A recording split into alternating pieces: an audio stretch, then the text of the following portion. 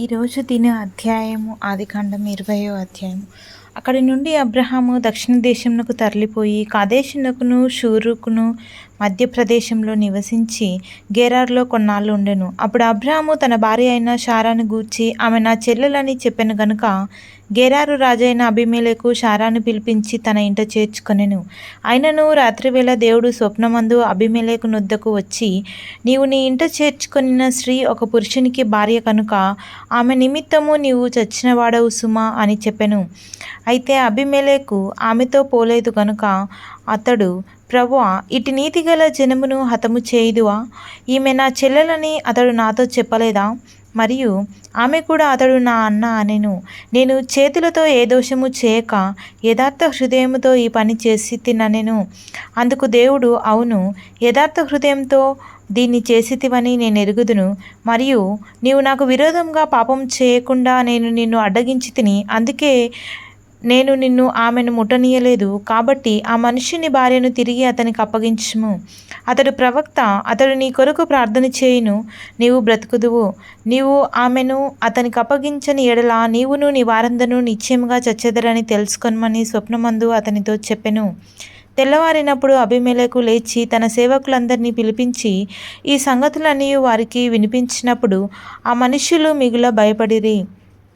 అబీమెలెకు అబ్రహామును పిలిపించి, నీవు మాకు చేసిన పని ఏమిటి?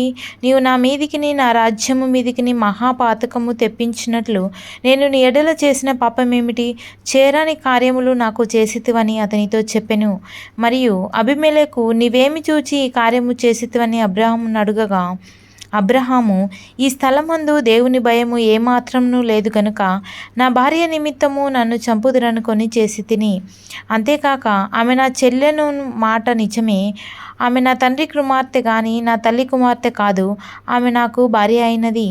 దేవుడు నన్ను నా తండ్రి ఇల్లు విడిచి దేశాంతరం పోనట్లు చేసినప్పుడు నేను ఆమెను చూచి, మనము పోవు ప్రతి స్థలమందు ఇతడు నా సహోదరుడని నన్ను గూర్చి చెప్పుము.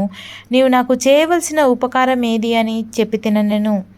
అబీమెలెకు గొర్రెలను గొడ్లను దాసదాసి జనులను రప్పించి అబ్రహాముకిచ్చి అతని భార్య అయిన శారాను అతనికి తిరిగి అప్పగించెను. అప్పుడు అబీమెలెకు, ఇదిగో నా దేశము నీ ఎదుటనున్నది, నీకిష్టమైన స్థలమందు కాపురం ఉండమనెను. మరియు అతడు శారాతో, ఇదిగో నీ అన్నకు నేను 1000 రూపాయలిచ్చి ఉన్నాను. ఇది నీ యొద్దనున్న వారందరి దృష్టికి ప్రాయశ్చిత్తముగా నుండుటకై ఇది నీ పక్షముగా ఇచ్చియున్నాను. ఈ విషయం అంతటిలో నీకు న్యాయము తీరిపోయినదనెను. అబ్రహాము దేవుని ప్రార్థింపగా దేవుడు అబీమెలెకును అతని భార్యను అతని దాసీలను బాగుచేసెను. వారు పిల్లలు కనిరి.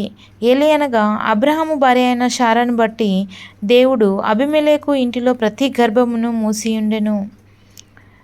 లైక్ చేయండి, షేర్ చేయండి, సబ్స్క్రైబ్ చేయండి. Thank you for watching.